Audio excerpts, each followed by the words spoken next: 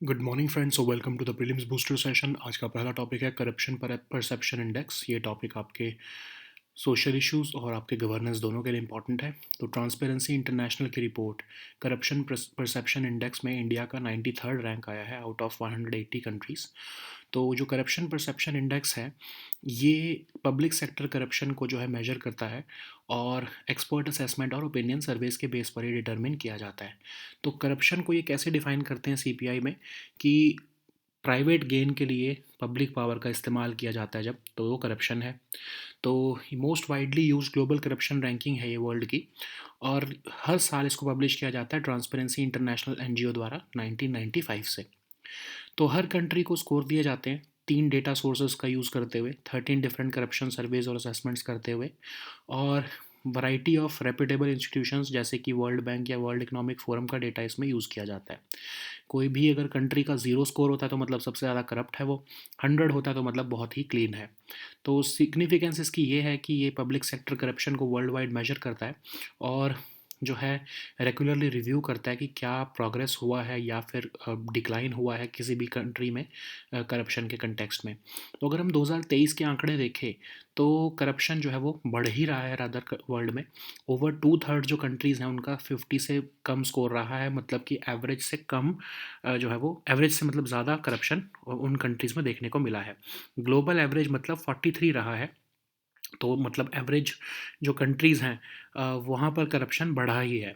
Denmark का 90 score है, Finland का 87 स्कोर है, न्यूजीलैंड का 85 स्कोर है, और ये टॉप क्लीन कंट्रीज़ हैं अपने अपने रीजन में। इंडिया का ओवरऑल स्कोर 39 रहा है, जो कि ग्लोबल एवरेज से कम है। इसका मतलब 93rd पोजीशन आया है इंडिया का आउट ऑफ 180 कंट्रीज़। इंडिया का रैंक जो है 2022 में 85 था। साउथ एशिया में देखें अगर हम, तो पाकिस्तान का 133rd रैंक है, श्रीलंका का 115 रैंक है। ठीक है। तो रिस्पेक्टिव डेट बर्डन और जो है पॉलिटिकल इंस्टेबिलिटी से जो है वो जूझ रही हैं ये कंट्रीज़। चाइना का 76 रैंक है। हेडलाइंस बनाया है चाइना ने एग्रेसिव एंटी करप्शन क्रैकडाउन करने की वजह से जो है ये रैंक उनका बढ़ा है, और लगभग 3.7 मिलियन पब्लिक ऑफिशियल जो है करप्शन के लिए वहाँ पर चार्ज किए गए हैं, पनिश किए गए हैं। और नेक्स्ट हम टॉपिक देखते हैं status of snow leopards in India. ये टॉपिक इन्वायरमेंट के लिए इंपॉर्टेंट है। यूनियन मिनिस्टर ऑफ इन्वायरमेंट जो है उन्होंने status of snow leopards in India report जो है वो पेश की है। ये snow leopard population assessment in India programme का ही एक पार्ट है। तो स्नो लेपर्ड्स क्या होते हैं? ऑफ कोर्स ये वल्नरेबल कैटेगरी में है आईयूसीएन रेड लिस्ट में, और ये mountain ranges of central and south Asia में जो है वो के नेटिव हैं। तो ग्लोबली जो है 12 कंट्रीज़ में ये पाए जाते हैं। तिब्बतन प्लेट्यू, मंगोलिया और इंडिया के रीजन में खासकर ये देखने को मिलेंगे, और बाकी कंट्रीज़ में भी हैं Russia, Afghanistan, Pakistan, Nepal, Bhutan, Kazakhstan, Tajikistan और उज़्बेकिस्तान में। इंडिया में ये जम्मू कश्मीर, हिमाचल, उत्तराखंड, सिक्किम और अरुणाचल प्रदेश में देखने को मिलते हैं। और स्नो लेपर्ड्स के थ्राइव होने से कई और स्पीशीज़ भी इनके ऊपर जो डिपेंडेंट है वो थ्राइव होती हैं, और लार्ज फ्रेश वाटर रिजर्वायर्स भी जो है वो प्लानट पर थ्राइव रहते हैं। लेकिन पोचिंग, हैबिटेट लॉस और नेचुरल प्रे स्पीशीज़ की वजह से जो है इनमें डिक्लाइन देखने को मिल रहा है। टोटल स्नो लेपर्ड की पॉपुलेशन जो वर्ल्ड की है वो लगभग 4000 से 6500 के बीच में है। तो अभी एक स्नो लेपर्ड पॉपुलेशन असेसमेंट जो है हुई है इंडिया में, जो wild life institute of India ने करवाई है। ये सिस्टमेटिकली इसने 70% of potential snow leopard range countries को कवर किया, रेंज जो है हमारी कंट्री में उसको कवर किया है। 2019 से लेकर 2023 तक ये एक्सरसाइज चली।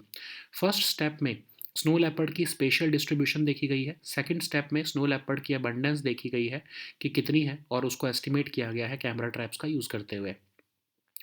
फाइंडिंग्स इसकी क्या हैं? लगभग 718 स्नो लेपर्ड जो हैं वो वाइल्ड में है इंडिया में, और इंडिया जो है वो 1/6 से लेके 1/9 तक global population of these snow leopards को रिप्रेजेंट करता है। एस्टिमेटेड पॉपुलेशन सबसे ज़्यादा ऑफ कोर्स लद्दाख में है, और सबसे कम जम्मू कश्मीर में है। अब सिग्निफिकेंस क्या है इस प्रोग्राम की? ऑफ कोर्स अभी तक तो हम कोई हमारे पास सर्वे नहीं था, कोई डेटा नहीं था, तो undefined number of snow leopard हम इंडिया में कहते थे। लेकिन ये रीसेंट सर्वेज से लगभग हम 80% जो है रेंज जो है वो अभी तक डिफ़ाइन कर पाए हैं, और हमें ये पता लग रहा है कि लोकल कम्युनिटीज़ का और स्नो लेपर्ड जो है वो कैसे कोएग्जिस्ट कर सकते हैं। ठीक है। तो रिकमेंडेशंस क्या हैं इस प्रोग्राम की? ऑफ कोर्स उसमें कहा जा रहा है कि एक स्नो लेपर्ड सेल बनाया जाए wild life institute of India के अंदर ही, और स्टेट्स और यूटीज़ भी पीरियोडिकली पॉपुलेशन एस्टिमेशन करती रहें, ताकि हमें एक अप टू डेट इन्फॉर्मेशन इनके बारे में रहे। नेक्स्ट हम टॉपिक देखते हैं इंडियन स्टैम्प बिल 2023। ये टॉपिक आपके गवर्नेंस के लिए इंपॉर्टेंट है। तो सेंट्रल गवर्नमेंट ने प्रपोज किया है कि इंडियन स्टैम्प एक्ट 1899 को रिपील करके एक न्यू लॉ लाया जाएगा स्टैम्प ड्यूटी रजीम के लिए कंट्री में। तो स्टैम्प ड्यूटी क्या है? एक गवर्नमेंट टैक्स जो कि रजिस्टर्ड डॉक्यूमेंट्स के ऊपर लगाया जाता है और फिक्स्ड होता है बेसिकली इसका प्राइस, लेकिन डिपेंड करता है कि कौन सा डॉक्यूमेंट है उसके नेचर के ऊपर डिपेंड होता है। तो सर्टेन परसेंटेज जो है एग्रीमेंट वैल्यू की वो चार्ज की जाती है। तो स्टैम्प ड्यूटी जो है वो जैसे bills of exchange, check, promissory notes, bills of lading, letters of credit, policies of insurance, transfer of share, debentures, proxies, receipts, इन सब पर लगाई जाती है और एक वैलिड एविडेंस होता है ये कोर्ट ऑफ लॉ में। ठीक है, तो स्टैम्प ड्यूटीज़ जो हैं वो सेंटर द्वारा लिवाई होती हैं लेकिन अप्रोप्रिएट की जाती हैं कंसर्न स्टेट्स द्वारा। ठीक है, तो इंडियन स्टैम्प बिल जो है वो 2023 क्या कह रहा है? तो ऑफकोर्स डिपार्टमेंट ऑफ रेवेन्यू ने इसको ड्राफ्ट किया है। और क्यों इसको चेंज करने की ज़रूरत पड़ी है? क्योंकि जब 1899 का एक्ट आया था तब कुछ डिजिटल तो है इंडस्ट्री थी ही नहीं। तो एक लैक ऑफ यूनिफॉर्म लेजिस्लेशन भी था, मतलब कि इंडियन स्टेट्स में कई स्टेट्स में अलग अलग स्टैम्प के जो है लेजिस्लेशन स्टैम्प ड्यूटी के लेजिस्लेशंस अभी तक एग्जिस्ट करते हैं। तो की फीचर्स यही हैं कि इलेक्ट्रॉनिक स्टैम्प या ई स्टैम्प के प्रोविजन इसमें डाले जा रहे हैं। डिजिटल ई स्टैम्पिंग जो है वो अलाउ की जाएगी। डिजिटल सिग्नेचर्स को भी प्रोविजंस हैं इसमें और पेनल्टीज़ को भी रेज किया जाएगा। तो 1899 का जो एक्ट है वो फिजिकल या मनी रिलेटेड स्टैट्यूट था क्या मतलब है अभी भी। और ये टैक्स लिवाई किया जाता है in the form of stamps on instruments. और ये स्टैम्प कोई भी कुछ भी हो सकती है, मार्क, सील या कोई भी इंडोर्समेंट। और इसको जो है ड्यूटी की तरह चार्ज किया जाता है फाइनेंशियल जो है एग्रीमेंट्स के ऊपर। ठीक है, नेक्स्ट हम टॉपिक देखते हैं लैब ग्रोन फिश। इन्वायरमेंट के लिए टॉपिक इंपॉर्टेंट है। तो ICAR की एक लैब है जो कि एक प्राइवेट सेक्टर स्टार्टअप के साथ उन्होंने MOU साइन किया है या फिर कोलैबोरेटिव रिसर्च एग्रीमेंट साइन किया है कल्टीवेटेड मीट टेक्नोलॉजी को के ऊपर जो है वो रिसर्च करने के लिए और फिश मीट जो है लैब ग्रोन फिश मीट जो है वो बनाने के लिए। तो लैब ग्रोन फिश मीट जो है उसमें क्या होता है कि जो आइसोलेटेड स्पेसिफिक सेल्स होते हैं फ़िश के, ऑफ कोर्स उनको आइसोलेट किया जाता है स्पेसिफिक सेल्स को और उनको लेबोरेटरी में ग्रो किया जाता है यूजिंग एनी मीडिया जो कि एनिमल कंपोनेंट से फ्री होता है। तो जो फाइनल प्रोडक्ट होता है वो बिल्कुल वैसा ही बनता है जैसा कि एक फ़िश मीट का प्रोडक्ट होता है। ठीक है, मतलब उसका फ्लेवर, टेक्सचर, न्यूट्रिशनल क्वालिटी सब कुछ फ़िश मीट के जैसे ही होती है। तो central marine fisheries research institute जो है वो जेनेटिक, बायोकेमिकल और एनालिटिकल वर्क करेगा इस प्रोजेक्ट के ऊपर, रिसर्च कैरी आउट करेगा। और आने वाले टाइम में प्राइवेट सेक्टर जो स्टार्टअप्स हैं वो ऑफ कोर्स इसको सेल बेस्ड मीट को आगे बढ़ाएंगे और इसको कमर्शलाइज करेंगे। इसराइल इसमें ऑलरेडी फ्रंट रनर है, सिंगापुर, US और चाइना भी इस पर काम कर रहे हैं। ठीक है, नेक्स्ट हम टॉपिक देखते हैं अल्जाइमर्स डिसीज़। सोशल इश्यूज़ के लिए टॉपिक इंपॉर्टेंट है।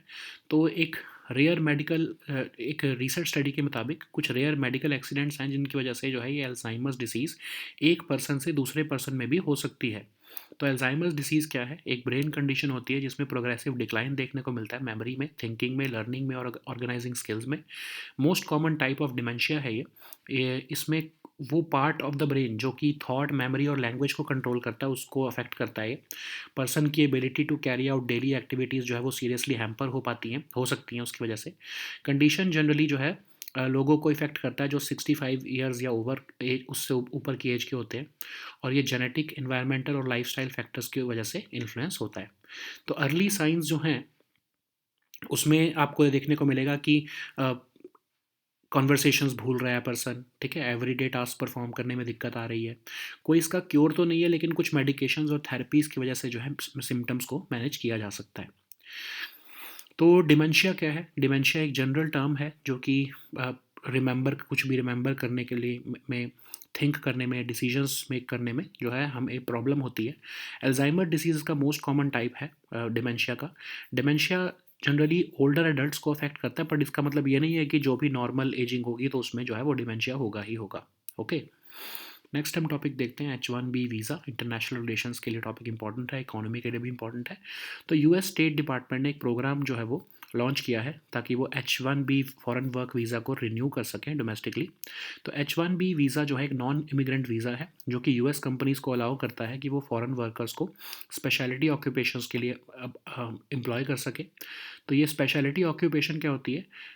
जिसमें भी जो है हाईली स्पेशलाइज्ड नॉलेज जो है की ज़रूरत होती है, और कम से कम बैचलर डिग्री हो उस पर्सन के पास जो वहाँ पर आ रहा है यूएस में। ठीक है, तो ये टिपिकली जो है टेक्नोलॉजी, फाइनेंस, इंजीनियरिंग, आर्किटेक्चर, इन सब फील्ड से रिलेटेड होती है ऑफ कोर्स ये वीज़ा। तो इसमें एलिजिबिलिटी क्या होती है कि एक यूएस एम्प्लॉयर का जॉब ऑफर होना चाहिए, जब बैचलर डिग्री का प्रूफ होना चाहिए, और यूएस एम्प्लॉयर जो है उसको ये शो करना पड़ेगा कि जो एप्लीकेंट है उसके जैसी क्वालिफिकेशन यूएस में अवेलेबल नहीं है, इसलिए इसको बुलाना पड़ रहा है। ठीक है, एनुअल H1B वीज़ा की लिमिट 85,000 होती है हर साल, और एप्लीकेंट्स जो हैं वो लॉटरी सिस्टम के द्वारा सिलेक्ट किए जाते हैं। H1B वीज़ा जनरली 3 ईयर्स के लिए वैलिड होता है, बट ये एक बार के बाद 3 साल के लिए एक्सटेंड किया जा सकता है, और जनरली ये वैसे 6 ईयर्स तक मैक्सिमम वैलिड होता है, लेकिन कोई लिमिट नहीं है, एक पर्सन कितनी भी बार इसको रिन्यू करवा सकता है। ठीक है, H1B होल्डर जो है वो अपनी जॉब चेंज करता है तो उसको दोबारा से न्यू वीज़ा अप्लाई करना पड़ता है। ओके, नेक्स्ट हम टॉपिक देखते हैं भारत 5G पोर्टल। ये आपके इकोनॉमी के लिए इंपॉर्टेंट है। तो सेक्रेटरी जो है डिपार्टमेंट ऑफ टेलीकम्युनिकेशंस के, उन्होंने भारत 5G पोर्टल जो कि एक इंटीग्रेटेड पोर्टल है उसको लॉन्च किया है। तो ये स्टार्टअप्स, इंडस्ट्री, अकेडमिया के जो है इंटरेस्ट को देखकर quantum, 6G, IPR, 5G domains को जो है सर्व करेगा। ये future tech experts registration portal भी बनेगा ऑफ कोर्स, एक वन स्टॉप सोल्यूशन बन जाएगा quantum, IPR, 5G 6G related work से रिलेटेड, और ये इंडिया की 5G कैपेबिलिटीज़ को प्रोपेल करने वाला है। Okay, so now let us see all these topics in English. So the first topic is corruption perception index. This topic is important for your social issues and your governance section also. So according to Transparency International report, India has ranked 93 out of 180 countries in the corruption perceptions index for 2023.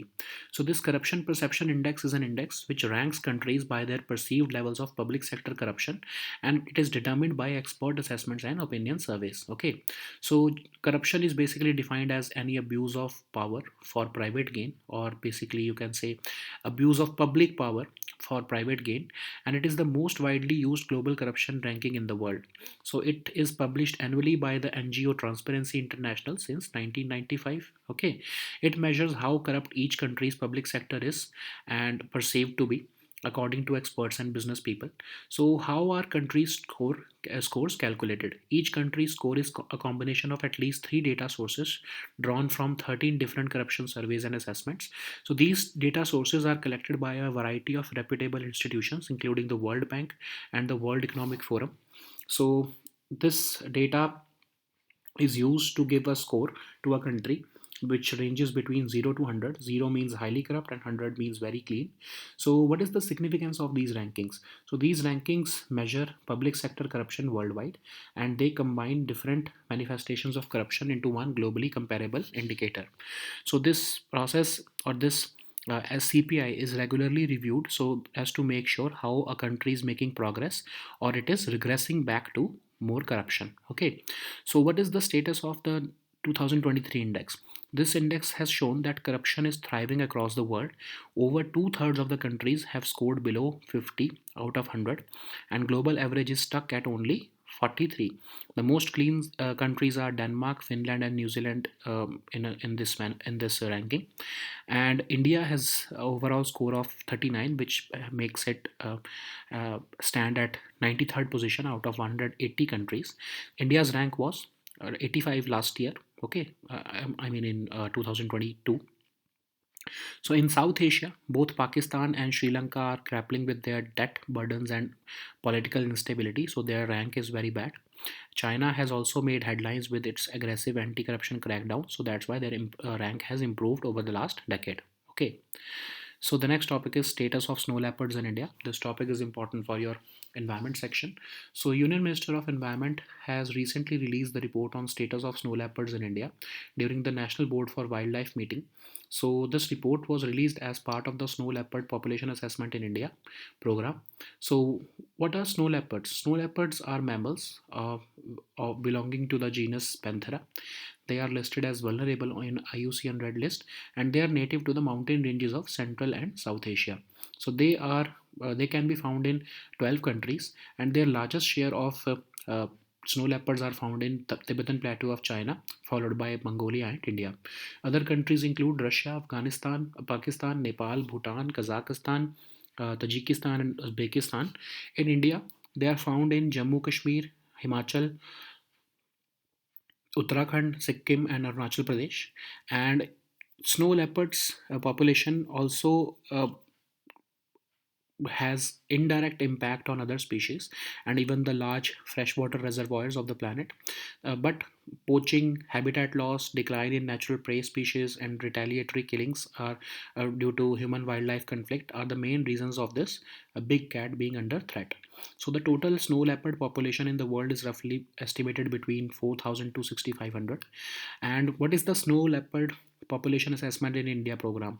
So this is orchestrated by or this is organized by in fact Wildlife Institute of India, which is the national coordinator of this program. And this program has systematically covered over 70% of the potential snow leopard range in the country. And this exercise was conducted between 2019 to 2023. The first step involved evaluating their distribution. The second step involved estimating their abundance using camera traps. So, what are the findings of this program? So, India has an estimated 718 snow leopards in the wild, and India may be home to 1/6 or 1/9 of the global population of these snow leopards. The estimated population in different states in India uh, can be seen through Ladakh having the highest population and Jammu Kashmir having the lowest population of snow leopards. So, what is the significance of this program? So, until now, we were not having any definite number of snow leopards, and the snow leopard range in India was also undefined. And the recent status surveys have also shown that we have a significantly increased our understanding, and we have preliminary information for about 80% of the range of snow leopards in our country. So this data will unveil the narrative that there can be coexistence between local communities and snow leopards, and it will also provide us with valuable insights for identifying the challenges to this species. Okay, so what are the recommendations of this program? So this program is mentioning the need to establish a dedicated snow leopard cell at Wildlife Institute of India with a primary focus on long-term population monitoring and supporting the well-structured study designs and consistent field surveys. It is also saying that states and UTs should consider periodic population estimation approach in the snow leopard range. So the next topic is Indian Stamp Bill 2023. This topic is important for your governance and economy section. So the central government has proposed repealing the Indian Stamp Act of 1899 and bringing in a new law for the stamp duty regime in the country. So what is stamp duty? It is basically a government tax which is levied to register documents like any agreement or transaction paper between two or more parties with the registrar. So usually the amount is fixed based on the document's nature, or it is charged at a certain percentage of the agreement value stated in the document. Stamp duties can be levied on the bills of exchange, checks, promissory notes, bills of lading, letters of credit, policies of insurance, transfer of shares, etc. And stamp duties are accepted as valid evidence in a court of law. So stamp duties are levied by the standard, but they are appropriated by the concerned states as per the Article 268 of the Constitution. So, what is the need, or what are the features of this Indian Stamp Bill of 2023? Of course, it has been drafted by Department of Revenue, and there was a lack of digital e-stamping in the 1899 act. Because at that time there was no digital industry. Also there is lack of uniform legislation for all Indian states. Some states are having their own separate laws. So the key features of this bill include that we will have digital e-stamping now. Electronic stamp or e-stamp or electronically generated impression will be there, and it will also provide for digital signatures.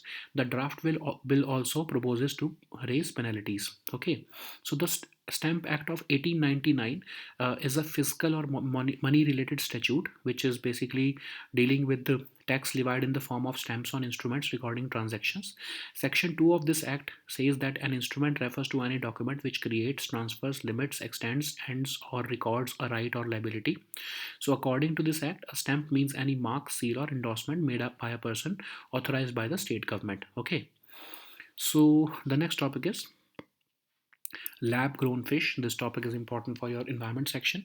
So ICR's Central Marine Fisheries Research Institute has entered into a collaborative research agreement with a private sector startup to offer cultivated meat in the form of fish meat in the which will be grown in laboratory.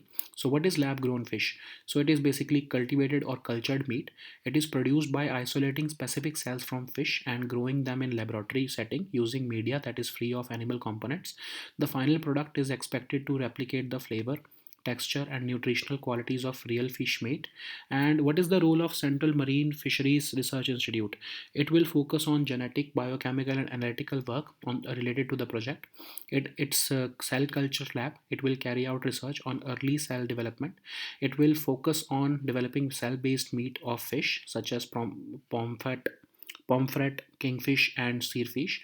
And number of countries have made great strides in this pioneer technology, and Israel is the front runner, followed by Singapore, United States, and China. Okay.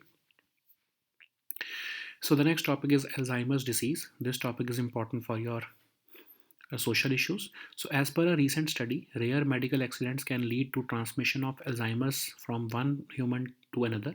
So, Alzheimer's disease is a brain condition which causes a progressive decline in memory, thinking, learning, and organizing skills. It is the most common type of dementia, which account for 60 to 80% of all dementia cases. It involves part of the brain which control thought, memory, and language. It can seriously affect a person's ability to carry out daily activities. This condition usually affects people aged 65 years and over. So it is influenced by a number of genetic, environmental, and lifestyle factors. The early signs include forgetting recent events or conversations. And when it progresses to serious memory problems, there is loss of ability to perform everyday tasks. There is no cure for Alzheimer, but certain medications and therapies can help to manage the symptoms. Okay, so what is dementia then? Dementia is not a specific disease, but it is a general term for the impaired ability to remember, think, or make decisions. Alzheimer's disease is the most common type of dementia, though dementia mostly affects older adults, but of course it is not part of normal aging process.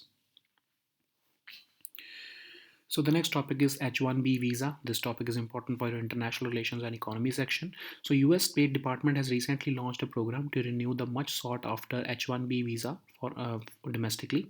H-1B visa is a non-immigrant visa which allows US companies to employ foreign workers in specialty occupations. So it is a specialty occupation is one that requires the application of a body of highly specialized knowledge and the attainment of at least a bachelor's degree or its equivalent. So occupations which qualify for H-1B visa are typically in the fields like technology, finance, engineering, architecture, or more.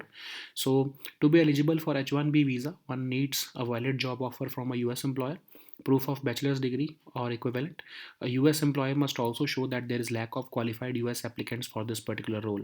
So annual H-1B visa limit is generally 85,000 and applicants are selected through a lottery system. H-1B visa is valid for 3 years and it can be extended one time for an additional 3 years. In general, there is this validity of maximum 6 years for this visa, and there is no limit to the number of H-1B visas which an individual can have. H-1B holders can also seek a green card or lawful permanent residency for themselves and their families. And if the H-1B holder is changing jobs, then he or she must reapply for a new visa. So the next topic is Bharat 5G portal. This topic is important for our economy section. So recently, Secretary of Department of Telecommunications has launched this Bharat 5G portal, which is an integrated portal on the sidelines of Bharat Telecom 2024 meeting. So this portal will be serving the interest of startups, industry, and academia in quantum, 6G, IPR, and 5G domains.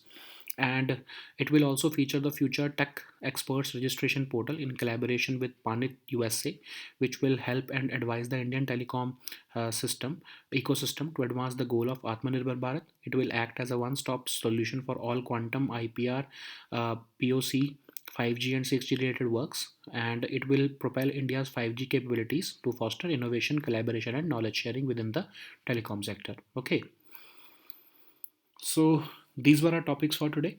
We'll meet next time with new topics. Until then, goodbye and take care.